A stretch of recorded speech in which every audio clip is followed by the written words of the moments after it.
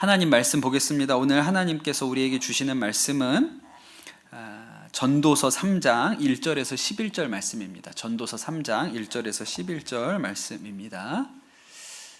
말씀 보도록 하겠습니다. 제가 말씀 읽겠습니다.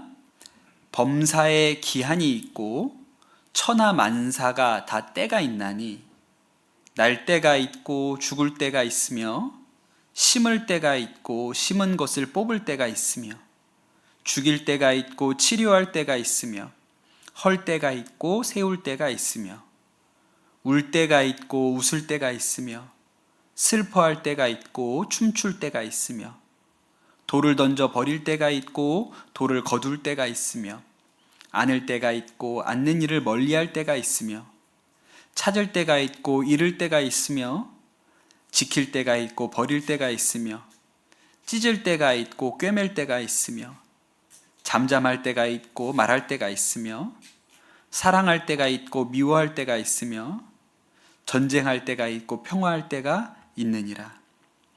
일하는 자가 그의 수고로 말미암아 무슨 이익이 있으랴. 하나님이 인생들에게 노고를 주사 애쓰게 하신 것을 내가 보았노라. 하나님이 모든 것을 지으시되 때를 따라 아름답게 하셨고 또 사람들에게 영원을 사모하는 마음을 주셨느니라. 그러나 하나님이 하시는 일의 시종을 사람으로 측량할 수 없게 하셨도다. 아멘. 하나님의 말씀입니다. 오늘 읽은 전도서 3장은 개인적으로 제가 굉장히 좋아하는 말씀이에요. 장례식에서 자주 인용되는 말씀이거든요. 장례식에서 이 말씀 많이 인용하고 장례 예문집에도 이렇게 나와 있는 말씀입니다. 근데 이 말씀을 묵상하면 뭐라 그럴까요? 마음이 평안하다고 할까요? 그죠? 어려운 일이 있어도 그럴 때가 있지. 또 좋은 날이 오겠지. 좋은 일이 있어도 너무 호들갑 떨지 않고 또 이것도 지나간다. 이렇게 겸손할 수 있는 그런 마음에 힘을 주는 말씀입니다. 제가 이 말씀을 좋아하는 이유 중에 또 하나는 노래를 좋아해요. 이 성경 말씀을 가지고 만든 노래가 있습니다. 모르시죠? 턴턴턴이라는 노래가 있어요. 우리말로 번역하면 빙빙빙이죠. 그렇죠? 턴턴턴은 빙빙빙 아닙니까? 돈다 돈다 돈다 하면 이상하잖아요. 그렇죠? 이게 어디에 들어보시면 이 노래 내가 많이 들어봤는데 이러실 만한 노래예요. 근데 어디서 나오냐면 포레스트 검프라는 유명한 영화에서 나옵니다. 그 영화 장면 보시면 이게 성경 말씀으로 이런 노래를 만들었다고 이렇게 생각이 되실 거예요. 오늘 집에 가시는 길에 유튜브로 한번 찾아보세요. 근데 이 노래가 그 포레스트 검프라는 영화를 관통하는 느낌이 있어요. 이 노래가 언제 나오냐면 그 포레스트 검프의 평생의 사랑 제니라는 여인이 있죠. 결국 두 사람의 만남과 헤어짐에 대한 이야기잖아요. 한 번은 이 검프와 제니가 언제 만나냐면 포레스트 검프가 베트남전에 참전했다가 돌아왔을 때 워싱턴에 훈장을 받으러 가거든요. 근데 그 워싱턴에서 만나게 되는 장면이 있어요. 굉장히 영화에서 유명한 장면이에요. 포레스트 검프가 그냥 어정쩡하게 있다가 막 사람들한테 밀려가지고 미국에 있는 링컨 기념관의 그 앞에서 있는 반전 집회의 연단에 올라가게 됩니다. 그래서 그 앞에 서가지고 그냥 생각지도 않게 무슨 말을 해야 되는 거예요. 그러니까 전혀 어울리지 않죠. 반전 집회에 상위 참전 군인이 훈장받은 군인이 올라갔으니까 너무 안 어울리는 상황인데, 근데 또 다행히도 검프가 뭐라고 얘기를 하는데 누가 마이크를 뽑아버려가지고 소리는 안 들려요. 그런데 이 포레스트 검프가 그 연단 위에 올라온 모습을 보고 그 자리에 누가 있었냐면 제니가 있었거든요. 그 반전 집회에 참여하려고 제니가 있었는데 포레스트 검프를 보고 큰 호수가 있어요. 링컨 기념관 앞에 큰 호수를 이 제니가 그 물로 들어와가지고 첨벙첨벙 걸어가지고 그 호수, 인공 호수 중간에서 포레스트 검프와 제니가 제외하는 아주 유명한 장면 기억나시죠? 그런 장면이 있습니다. 근데 그렇게 만났죠. 너무 오랜만에, 그렇게 대학생 때 만나고 또 만난 건데 너무 오랜만에 만났는데, 그 만나서 그날 저녁 때까지 하루 종일을 두 사람이 너무 기쁘게 만나서 데이트를 해요. 그리고 또 헤어집니다. 왜냐하면 이 아가씨가 그때 히피였거든요. 그러면서 이제 그냥 뭐 여기저기 떠돌아다니면서 사는 삶이라서 그냥 또 두 사람이 하루 동안의 만남을 뒤로하고 또 떨어지거든요. 또 헤어져요. 그때 이 제니가 버스를 타고 떠날 때 이 노래가 나와요. 턴턴턴 이게 나오거든요. 말씀에 이렇게 나오죠. 찾을 때가 있고 잃을 때가 있습니다. 그렇죠? 사랑할 때가 있고 미워할 때가 있어요. 우리가 포레스트 검프라는 영화를 생각을 하면 우리는 이렇게 아름다운 장면들을 주로 생각하거든요. 그런데 이 이야기는 인생의 좋은 면과 나쁜 면이 다 동시에 있다는 것을 너무 잘 보여줍니다. 시작부터 그래요. 과부의 가정에 장애가 있는 아이가 태어납니다. 어두운 면이죠. 이 장애 때문에 학교를 어렵게 들어가요. 그런데 그 학교에서 제니라는 여자아이를 만나게 되는 거죠. 근데 검프가 그 학교를 다니면서 장애 때문에 놀림을 많이 받고 괴롭힘을 많이 당합니다. 이건 정말 불행한 거죠. 그런데 그 자기를 괴롭히는 아이들을 피해서 도망치다가 다리가 고쳐지잖아요. 그러다가 미식 축구 선수가 됩니다. 고등학교. 너무 잘 뛰어서. 그것 때문에 대학에도 갔어요. 근데 그렇게 대학에 가고 나서는 더 이상 제니를 만날 수가 없었어요. 제니와 이별하게 되죠. 그리고 대학을 졸업한 후에 포레스트 검프가 베트남전에 참전을 합니다. 그 전쟁에서 가장 친했던 친구, 흑인 친구가 전사예요. 포레스트 검프도 다쳤습니다.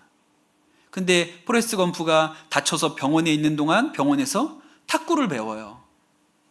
탁구를 너무 잘 쳐가지고 미국 대표로 중국에 가서 핑퐁 외교 때 탁구 선수로 가게 됩니다. 또 돌아와서 그 죽은 친구가 알려준 대로 새우잡이를 시작합니다. 엄청난 성공을 거두죠. 그런데 어머니가 돌아가셔요. 그를 그때까지 사랑해줬던 그 어머니가 돌아가세요. 그 인생의 허무함 때문에 포레스트 검프가 무작정 달리기 시작합니다. 그래서 또 유명해져요. 유명해진 덕에 제니와 다시 연락이 됩니다.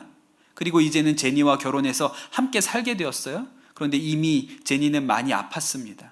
그렇게 결혼하고 얼마 되지 않아서 세상을 떠나죠. 그리고 제니가 남겨준 아들을 학교에 보내면서 영화가 끝나요. 그러면서 시작할 때 이런 얘기를 하죠. 인생은 초콜릿 상자와 같다. 뭐가 걸릴지 잘 모른다. 그런 얘기를 하죠. 전도서 3장 말씀이랑 똑같지 않습니까? 우리는 대체로 좋은 일만 기대하지만 인생은 좋은 때와 그렇지 않은 때가 계속 밀물과 썰물처럼 파도처럼 반복되어서 옵니다. 그런데 여러분, 이 파란만장한 인생의 모든 과정을 무엇이 결정했을까요? 뭐가 결정했다고 생각하십니까? 시간이 결정해요. 시간이요. 때가 맞았기 때문에 미식축구 선수가 되는 거예요. 그냥 막 뛰었는데 때마침 거기 미식축구 고등학교 감독님이 그 자리에 있었기 때문에 된 거거든요. 때가 맞았기 때문에 대학에 갔고 때가 맞았기 때문에 군인이 됐어요. 때가 맞아서 살아 돌아왔습니다. 때가 맞아서 중국에 탁구 치러 가게 됐고요. 억수로 때가 맞아가지고 태풍 속에서 다른 배는 다 침몰했는데 포레스트 검프의 새우잡이 배만 살아남아가지고 새우를 싹쓸이 한 거예요.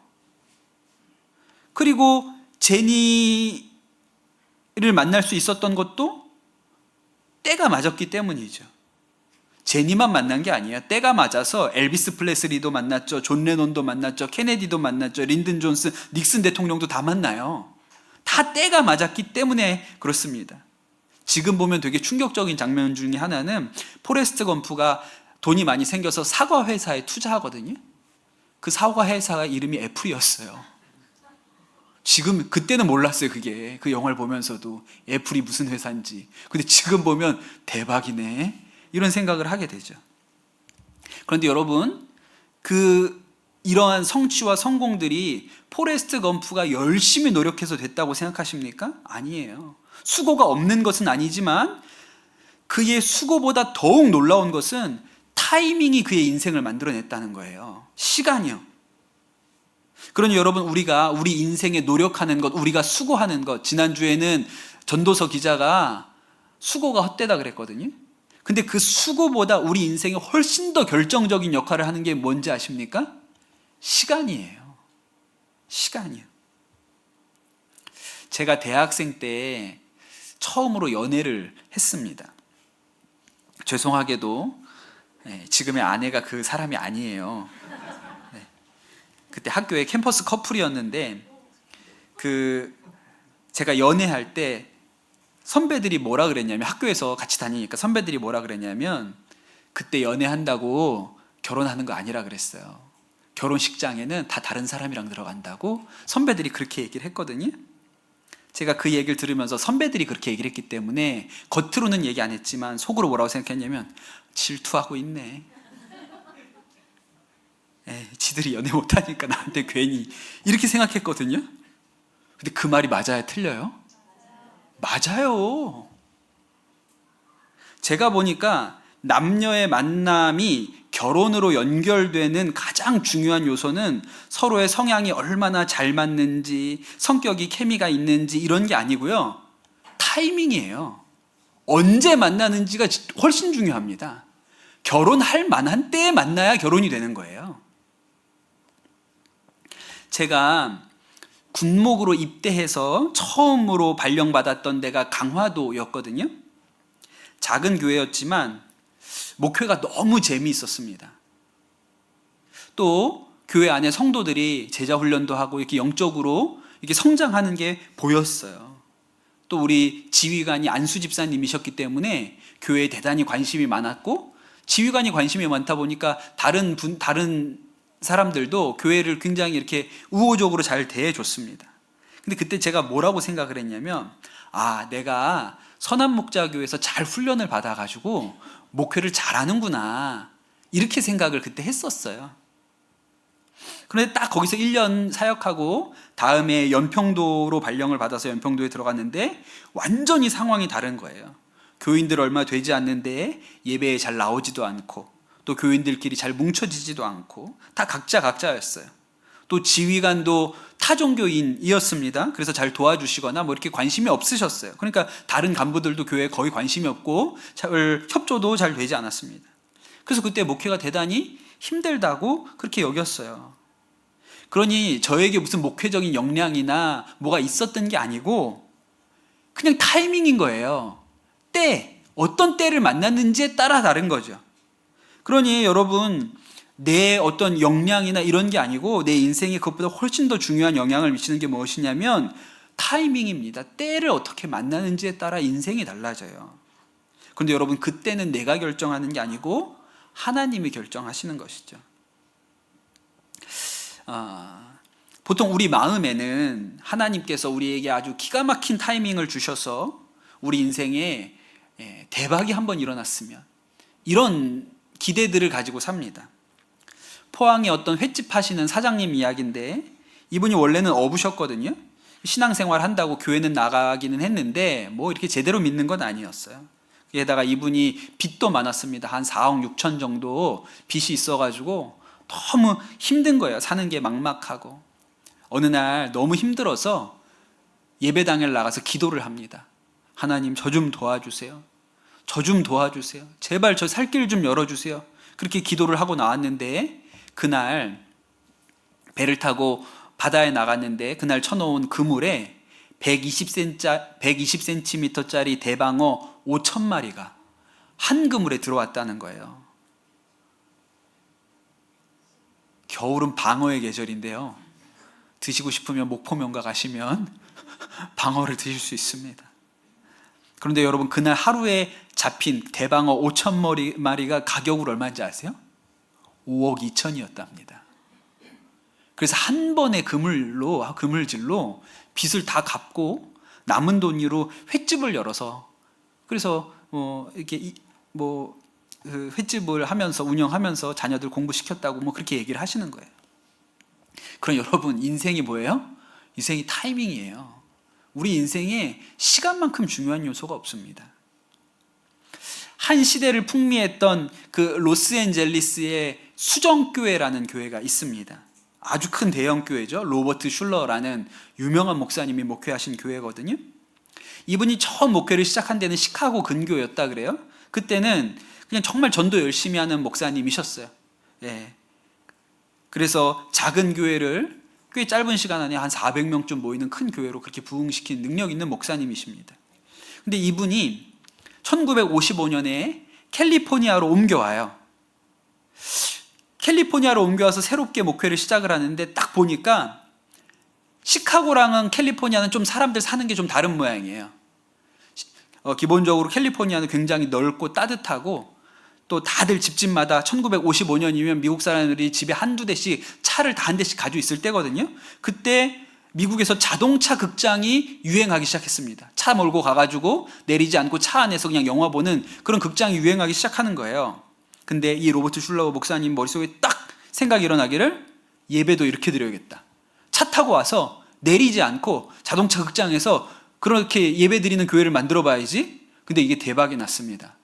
그래서 자동차 극장을 빌려서 주일 아침에 극장 안 가니까 그 자동차 극장을 빌려가지고 예배를 드렸는데 사람들이 엄청나게 모였어요. 순식간에 교회가 성장을 해서 LA에다가 그 수정교회라는 정말 아주 역사적인 교회를 짓습니다. 그리고 이분이 그렇게 교회를 부흥시킨 후에 1970년대가 됐는데 그때 딱 보면서 또 깨달은 게 있어요. 이제는 방송의 시대. 차 타고 극장 가서 볼 게 아니고 집에서 텔레비전으로, 컬러 텔레비로 다 볼 수 있어. 그러니까 설교도 텔레비전에 나오도록 해야 돼. 그래서 일종의 기독교 방송국을 설립해서 방송 설교자가 되면서 세계적으로 유명 인사가 되고 승승장구하는 목회를 하거든요. 이제 시대를 타고났죠. 이분은 시대를 타고났어요. 로버트 슐러 목사님의 핵심적인 메시지는 긍정적 사고방식입니다. 좋은 것을 생각하면 좋은 게 온다. 이분이 승승장구하는 목회를 했잖아요. 때를 잘 만나가지고 늘 성공하는 목회를 했단 말이에요. 그러면서 이렇게 생각한 거예요. 믿음은 바라는 것들의 실상이다. 우리가 꿈꾸면 이루어진다. 이게 한국교회에도 엄청나게 영향을 많이 줘서 예수 믿으면 축복받고 부자 된다. 이런 신학이 우리나라에도 들어왔습니다. 그리고 사람들이 이 메시지에 열광하고 좋아했죠. 지금도 미국의 유명한 목사님 조엘 오스틴, 그 같은 길에 서 있는 분이에요. 인기가 많죠. 그런데 여러분, 이것은 인생의 한쪽 측면만 얘기하는 거예요. 인생이 어떻게 늘 긍정적일 수만 있습니까? 제가 송구영신 예배 때에 전도서 1장에 대해서 말씀드리면서 뭐라고 말씀드렸냐면, 인생은 양면이 있다 그랬어요. 양면, 보스 사이드. 그때도 팝송 얘기를 했네요. 보스 사이드, 양면이 있다고 말씀드렸거든요. 밝은 면도 있고요, 어두운 면도 있습니다. 이게 엄연한 현실이죠. 근데 이 전도서 3장은 우리 인생에 대해서 아주 분명하게 양면이 있다는 것을 가르쳐줘요. 이것이 솔직한 것입니다. 슐러 목사님이 승승장구했잖아요. 하는 일마다 시대를 잘 읽어서 하는 일마다 잘 되는 목회를 했어요. 그리고 나서 그 교회를 2006년에 아들에게 세습을 했습니다. 그리고 그 교회 운영을 가족들에게 맡겼는데 가족끼리 서로 싸움박질하고 난리가 났어요. 그리고 형제간에 완전히 법정 소송판이 벌어졌고, 교회를 두고 결국 교회는 파산했습니다. 수정교회는 지금 성당에 매각돼서 성당이 됐어요.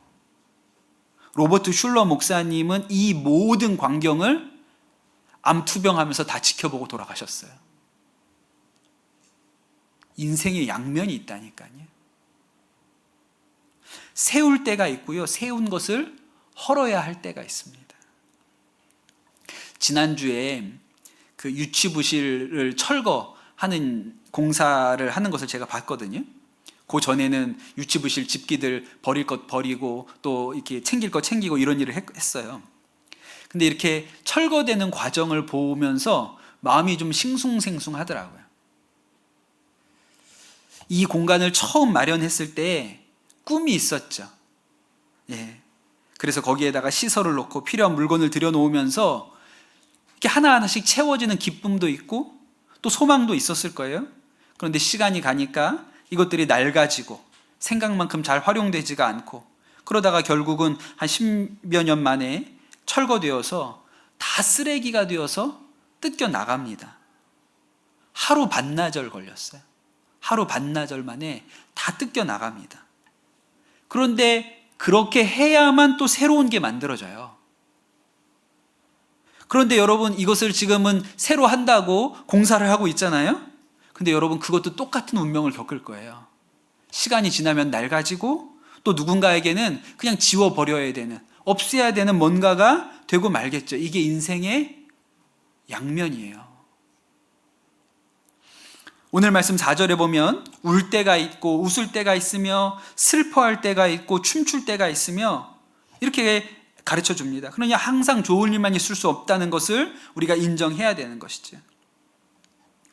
우리나라의 그 유명한 소설가 중에 박완서 선생이라는 분이 계시죠. 예, 돌아가셨는데 이분이 인생의 큰 아픔을 겪으신 분이세요. 88년도에 남편이 세상을 떠났는데 그로부터 3개월 후에 아들이 또 죽었습니다. 그 아들이 26살이었어요. 서울대학교 병원에서 인턴으로 있었던 의사였습니다. 근데 이 생떼 같은 아들이 교통사고로 남편 세상 떠나고 3개월 만에 아들도 세상을 떠난 거예요. 얼마나 고통스러웠는지 그 고통스러웠던 시절을 글을 쓰면서 버텼습니다. 그리고 나중에 그때 아들을 잃고 나서 썼던 글들을 모아가지고 책을 내셨는데 책 제목이 한 말씀만 하소서예요. 한 말씀만 하소서. 왜 하필 내 아들입니까? 왜 하필 납니까? 한 말씀만 하십시오. 한 말씀만. 왜인지. 그게 하나님한테 너무 듣고 싶은 거예요. 한 말씀만 왜 내 아들인지. 그게 듣고 싶어서 그걸 물어본 거예요. 글 중에 이런 글이 있습니다. 내 아들이 죽었는데도 기차가 달리고 계절이 바뀌고 아이들이 유치원을 가려고 버스를 기다리고 있다는 것까지는 참아주었지만 88 올림픽이 그대로 열린다는 것은 도저히 참을 수가 없을 것 같다. 내 자식이 죽었는데도 고을마다 성화가 도착했다고 잔치를 벌이고 춤들을 추는 것을 어찌 견디랴. 아, 내가 독재자라면 1988년 내내 아무도 웃지 못하게 하련만.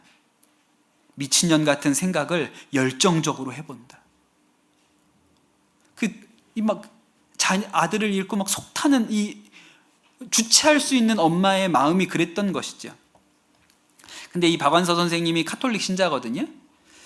너무 힘들어하니까 그 이혜인 수녀님, 시인이신 이혜인 수녀님이 수도원에 데리고 들어가셨대요.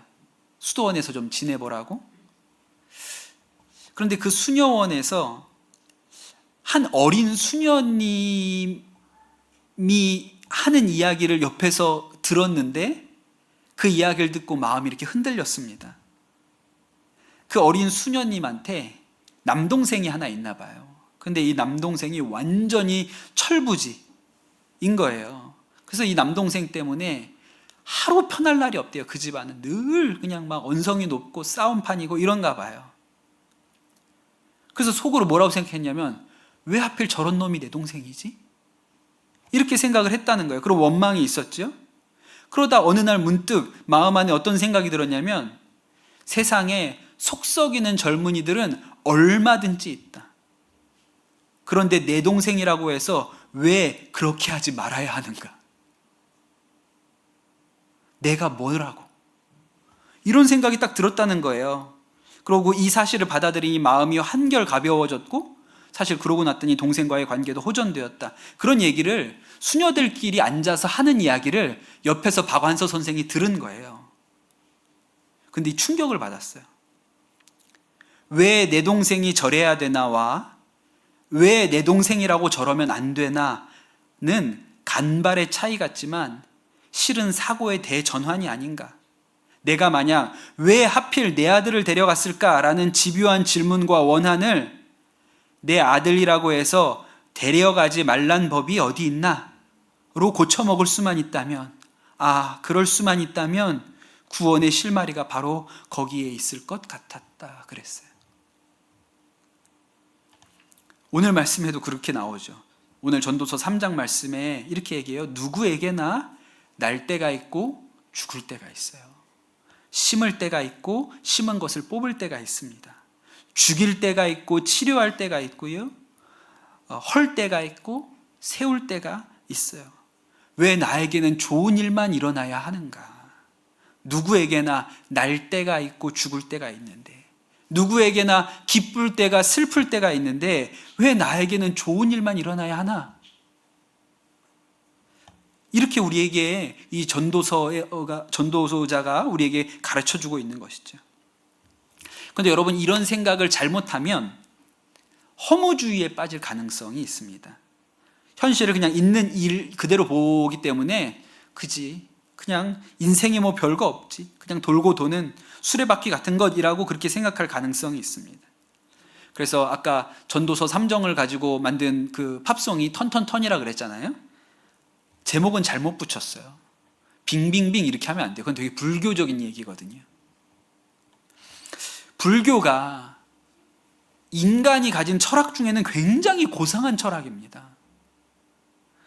이렇게 생각하는 거예요. 처음부터 인생은 고생이다, 고통이다. 그러니 네가 느끼고 있는 고통은 고통이 아닌 것이다. 그냥 그게 인생이지. 이렇게 받아들이는 게 불교식이거든요. 너무 행복하려고 노력하지 말아라. 그게 집착이다. 어차피 인생은 돌고 도는 것, 수레바퀴와 같은 것이다. 그러니 잡히지 않는 행복 때문에 불행하다고 생각하지 말아라. 인생의 고통을 받아들이고 나면 그냥 그거는 고통이 아니고 그냥 사는 것일 뿐이지. 저희 고등학교 때 국어 선생님이 수업 중에 입버릇처럼 하던 얘기가 있거든요. 산다는 것이 하늘 쌓는 것이고 하늘 쌓는 것이고 사는 것이지. 우리 국어 선생님이 늘 그 얘기를 하셨어요. 이청준의 소설 서편제에 나오는 한테막, 사는 게 하늘 쌓는 것이고 하늘 쌓는 것이고 사는 것이지. 근데 여러분, 이렇게 하면 인생이 허무합니다. 허무하다 못해 어떤지 아세요? 무서워요. 근데 여러분, 시간은 무서운 것입니다. 시간은 그냥 흘러가요. 무섭게 흘러가요. 벌써 금요일이라니까요. 여러분, 팩트 더 퓨처에 나온 미래가 2019년인가 그래요. 근데 지금 우리 2025년 살아요. 저는 계속 20대일 줄 알았어요. 여러분, 사랑도 미움도 열정도 기쁨도 슬픔도요, 다 흘러갑니다. 시간에 돌이킬 방법이 없어요. 저는 이런 상상을 좀 하거든요. 좀 사람이 게으를 때, 아무것도 하고 싶지 않을 때는요, 시간을 스톱워치로 눌러버리고 싶어요. 딱 멈췄다가 다시 일 시작하면 딱 키면 얼마나 좋아요. 그런데 시간은 아주 무섭게 흘러갑니다. 도저히 방법이 없어요. 그래서 버나드 쇼의 묘비에 그렇게 썼대잖아요. 우물쭈물 하다가 이렇게 될 줄 알았지. 그냥 우물쭈물 하다가 무덤까지 가는 게 시간이에요. 그러니까 애들한테 방학은 너무 짧고 부모에게 방학은 너무 길지 않습니까?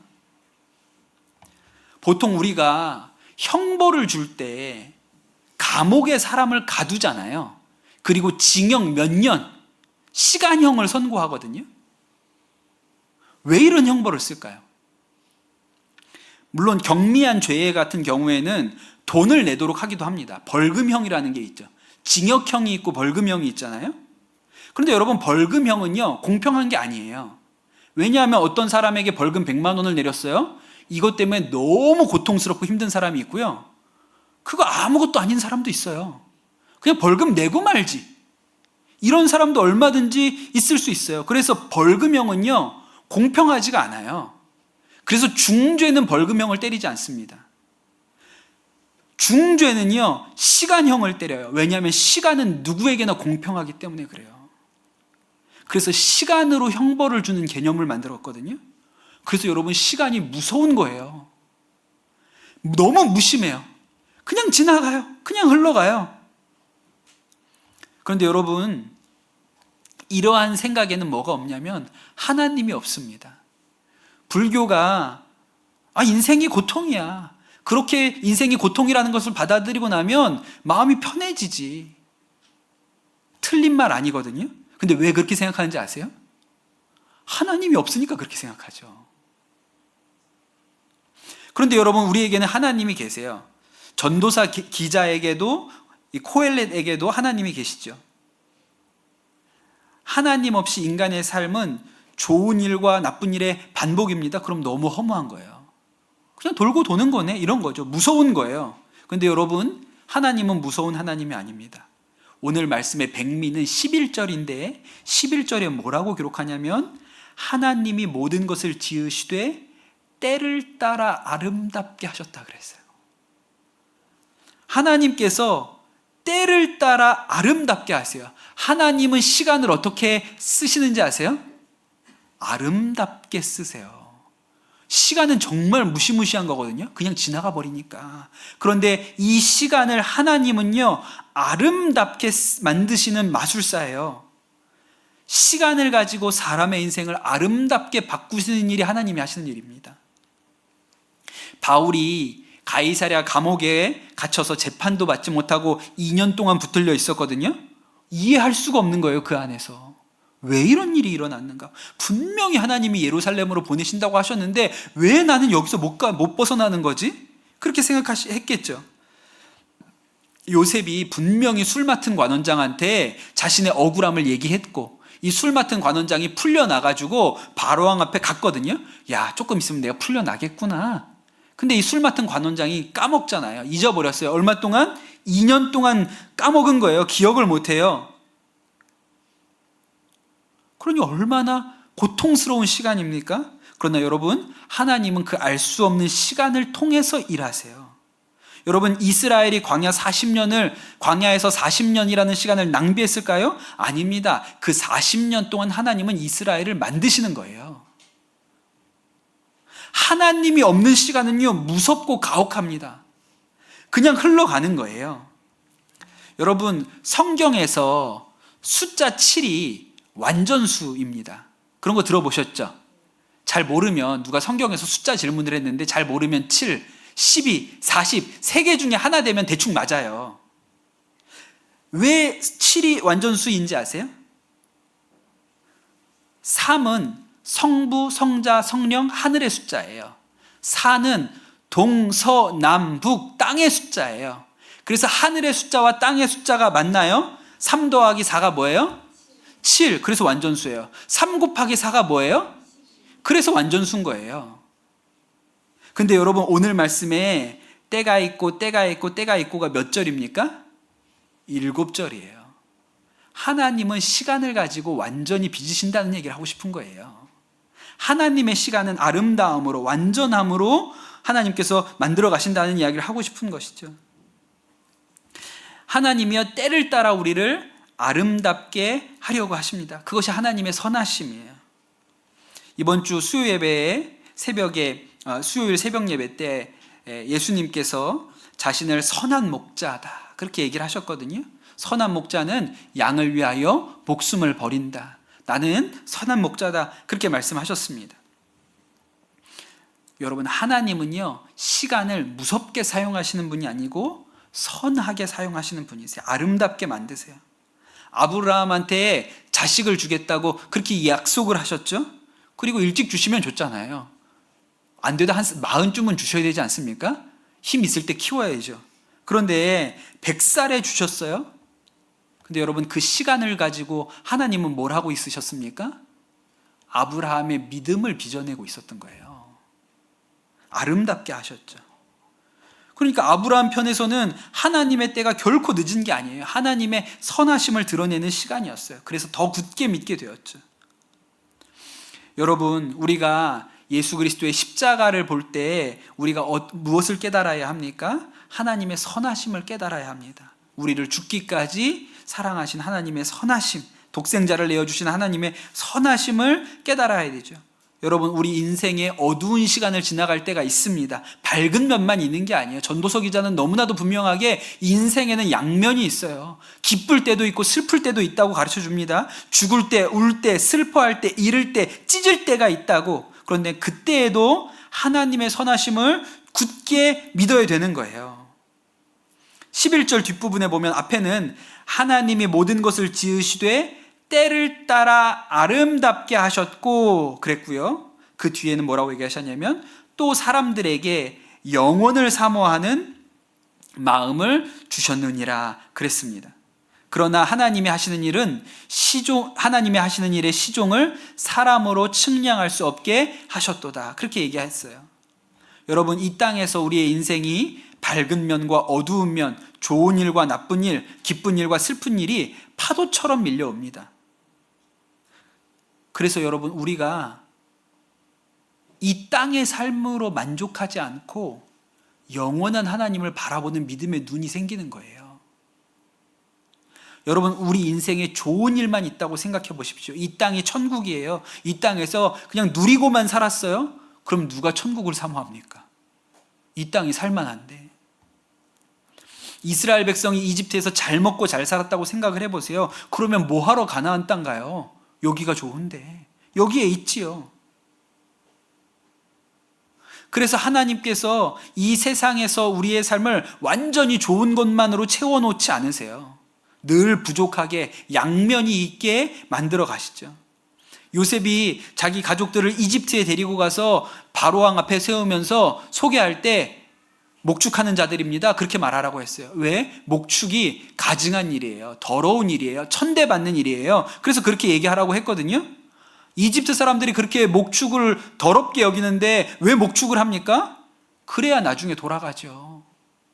거기에서 잘 먹고 잘 살아가서 장관 되고 총리 되면 누가 돌아가요? 거기에서 손가락질 당하고 노예 생활하니까 돌아가고 싶은 생각이 생기는 것이죠. 성경을 보십시오. 언제 하늘이 열렸습니까? 언제 영원한 하나님 나라에 대한 환상을 누군가가 보게 됩니까? 바벨론의 포로로 끌려갔던 다니엘이 봤고요. 바벨론의 포로로 끌려갔던 에스겔이 봤어요. 왜? 삶이 너무 고통스러우니까. 하나님께서 열어주신 것이죠. 또 누구에게 영원한 하나님의 나라가 보였습니까? 초대교회가 극심한 박해를 겪고 있을 때 반모섬에 유배가 있던 요한에게 하늘이 열렸어요. 왜요? 이 땅이 고통스러우니까 열린 것이죠. 그래서 이 땅의 삶은요, 하나님께서 우리에게 완전히 좋은 것으로 만들어 놓지 않으셨습니다. 그래서 우리가 이 땅의 삶이 오직 좋은 것만으로 채워졌으면 좋겠다 이렇게 기대해도 안 됩니다. 하나님은 우리에게 선하신 분이시지만 좋은 일과 그렇지 않은 일이 수시로 오죠. 때로 기쁨은 짧고요, 슬픔은 길게 갑니다. 그게 인생이에요. 그러나 여러분, 그때도 우리가 무엇을 믿어야 할까요? 하나님은 선하다고 믿어야 합니다. 하나님은 때를 따라 아름답게 하신다. 그러면서 이 땅의 부족함 때문에 우리를 영혼의 눈이 열리도록 만드신 것이죠. 14절에 보면, 오늘 안 읽었는데 14절에 보면 하나님께서 행하시는 모든 것은 영원히 있을 것이라. 그 위에 더할 수도 없고 그것에서 덜할 수도 없나니 하나님이 이같이 행하심은 사람들이 그의 앞에서 경외하게 하려 하심인 줄을 내가 알았도다. 예, 하나님께서 그래서 우리에게 영원을 보는 눈을 열어주신 거예요. 이 땅에서의 삶이 기쁨과 슬픔이 반복되어 오죠. 그러면서 우리가 무엇을 배웁니까? 하나님을 경외하는 법을 배워간다는 것입니다. 이번 그 추석 명절에 처갓집에 갔을 때 처가 가족들이 모였는데 저희 처형 아내 언니 김영인 선교사님이 돌아가신 지 벌써 3년이 넘었습니다. 그런데 다들 이제 그 얘기를 잘 안 하거든요. 근데 다들 마음이 아파요, 아직까지. 작년에 3주기 추도 예배로 모였는데 말을 안 해서 그렇지 말만 하면, 이야기만 꺼내면 다들 마음이 너무 아픕니다. 저희 장모님이 굉장히 강건해 보이셨는데 이번 명절에 또 그 이야기를 하시다가 우시더라고요. 그런데 그 처형이 살아계실 때, 항암 치료 받으실 때 그때 참 힘든 기간이었거든요. 그런데 그때 얘기를 저희 형님 김찬 선교사님하고 그때 이야기를 이번에도 명절에 만나서 잠깐 했는데, 그때 얘기하다가 또 어떤 생각이 들었냐면 그때가 참 좋았구나, 그런 생각도 들었습니다.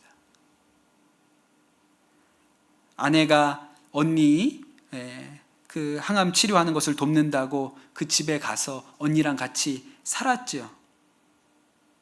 그래서 언니 이제 성장해서 두 자매가 계속 떨어져 살다가 오랜만에 자매가 같이 살 수 있는, 같이 먹고 자고 할 수 있는 기회가 주어졌어요. 그러니 그 시간은 지금 돌이켜보면 좋은 시간이었습니다. 이번에 형님하고 무슨 얘기를 하냐면, 그때 겨울이었는데 우리가 저희 아들 둘하고 형님네 아들 둘하고 우리 남자 둘이서 늘 데리고 놀러 다녔습니다. 왜냐하면 아픈 엄마 같이 있을 때 아이들이 낙심이 되고 마음이 다운될까 봐 그냥 그 자매끼리 집에 있게 하고 그 네 아들들을 데리고 그 겨울에 계속 놀러 다녔거든요. 한강에 유람선도 타러 가고. 여러분, 겨울에 유람선 타러 가지 마세요. 진짜 춥거든요. 근데 갈 데가 없어서 그 겨울에 저희밖에 안 탔어요. 6명. 어제 안 나가도 되는데 저희가 타가지고 출발을 하더라고요. 박물관도 가고, 한강에 가서 연도 날리고, 눈썰매장에 가서 눈썰매도 탔어요. 눈이 와가지고 이 얘기를 그냥 하게 된 거예요. 근데 지금 생각해 보니까 그 시간이 애틋해요. 좋았어요. 그래서 제가 오늘 이 말씀이 옳다고 믿습니다. 하나님이 모든 것을 지으시되 때를 따라 아름답게 하셨다. 아름답게 하신 거구나. 그런데 이 땅에서 슬픔이 길게 가요. 기쁨은 찰나고요, 슬픔은 길게 가거든요. 근데 또 오늘 뭐라고 얘기하셨냐면 영원을 사모하는 마음을 주셨다는 것도 또 맞는 말이에요. 이것도 옳은 말이에요. 그래서 천국을 더 소망하거든요. 다시 만날 날을, 아픔이 없는 날을, 눈물이 없는 날을, 영원한 안식이 올 그날을 더 사모합니다. 더 깊이 사모해요. 그러면서 이 땅에서는 어떻게 살아요? 하나님을 더 경외하면서 살죠. 왜? 천국 가야 되니까. 거기 가서 다 같이 만나야 되니까. 이 땅에서는 더 하나님을 경외하면서 삽니다. 박완서 선생님이 아들 잃고 나서 그 슬픔이 약간 가시였을 때, 그러나 끝까지 하나님이 한 말씀도 하지 않으셨죠. 한 말씀만 하소서 그랬는데 하나님이 그 아들의 죽음에 대해서 한 말씀도 하지 않으셨거든요. 근데 나중에 깨달은 게 있다고 하셨어요. 마음껏 원망할 수 있는 만만한 하나님이 계셔주셔서 감사하다고. 사람에게 누구였다면 그만큼 원망을 쏟아낼 수 있었겠냐고. 하나님이 만만한 덕에 그냥 하나님한테 온갖 원망을 다 쏟아내셨다고, 그런 얘기를 하셨습니다. 여러분, 오늘 이 말씀을 마음에 잘 붙드십시오. 하나님께서 때를 따라 아름답게 하세요. 우리 인생에는 밝은 면도 있고 어두운 면도 있죠. 계속 왔다 갔다 합니다. 슬플 때라고 죽을 것 같이 생각하지 마시고, 기쁘다고 세상에서 내가 제일 잘 나간다고 생각하지도 마시고, 그러나 하나님이 하나님의 때를 따라 우리를 아름답게 하시고 영원을 보는 눈을 열어주신다는 것을 여러분 꼭 마음에 새기시기를 축복합니다. 우리 같이 찬양하시고 오늘 주신 말씀 붙들고 기도하도록 하겠습니다.